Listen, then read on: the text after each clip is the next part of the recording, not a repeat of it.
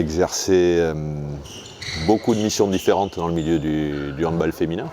J'ai d'abord été cadre technique fédéral du comité des Pyrénées-Atlantiques, donc m'occupant à ce moment-là des sélections départementales. Puis je suis devenu professeur de sport CTS. J'ai exercé pendant 10 ans le plus beau des métiers, c'est-à-dire responsable de pôle et entraîneur du pôle de Talence, dans lequel je me suis régalé.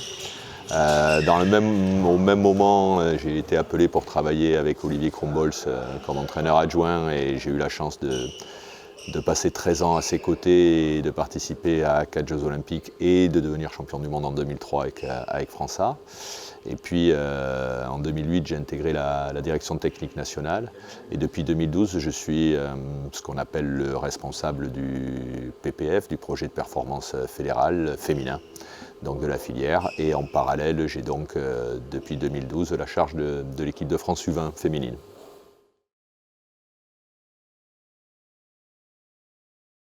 Alors la maison du handball, d'abord, c'est un outil magnifique que la plupart des handballeurs de mon âge n'ont jamais imaginé pouvoir exister.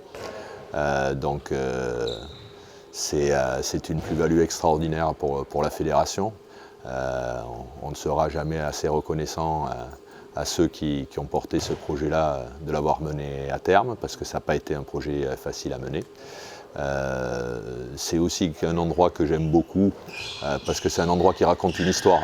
C'est pas uniquement un centre technique, c'est pas uniquement un siège administratif. C'est aussi pour tout handballeur qui rentre dans cette maison la compréhension qu'il y a une histoire de la Fédération française de handball et des clubs depuis la fin des années 50 jusqu'à aujourd'hui, et que si la partie apparente de l'iceberg, c'est les résultats extraordinaires des équipes de France récemment, tout ça vient d'un long chemin où le handball français n'existait pas à l'international, et c'est bien de le rappeler. Donc j'aime beaucoup cet endroit parce qu'il raconte une histoire. En ce qui concerne mes missions sont à la fois simples et complexes. Ce sont des missions évidemment d'entraînement. Je vais d'abord me définir par ça, je suis d'abord un entraîneur de handball. Mais c'est après aussi des missions de management général de la filière et de l'organisation du handball féminin français, en cherchant à articuler l'ensemble des choses, depuis les intercomités, la détection initiale au fin fond d'un département dans un petit club rural, jusqu'à l'accès à França auprès d'Olivier Krombols, et comment on organise tout ça, avec tout ce que ça comporte, la pyramide des clubs, le secteur professionnel, les pôles, les centres de formation, comment on essaye de connecter ça au mieux, et puis une partie passionnante du métier, c'est-à-dire l'accompagnement individuel et singulier des tout meilleurs athlètes entre 15 et 22 ans.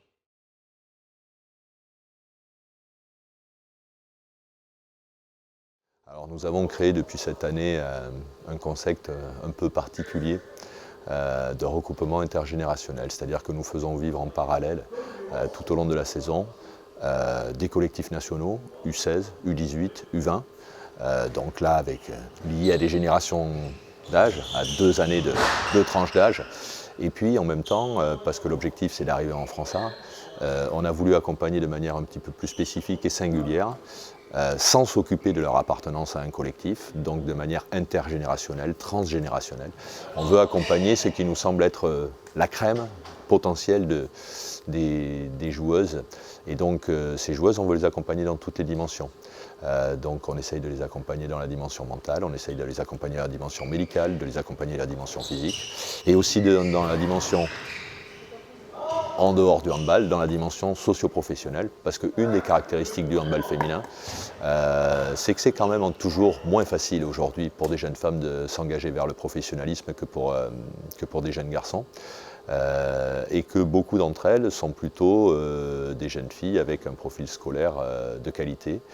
Et donc, s'engager dans le sport de haut niveau, ça a un coût en termes de volume horaire d'entraînement, et ces jeunes filles-là, on a le souci de les accompagner aussi. Donc la maison du handball, qui nous offre des espaces d'entraînement, des espaces d'hébergement, nous offre aussi des espaces de réunion et des espaces de cours.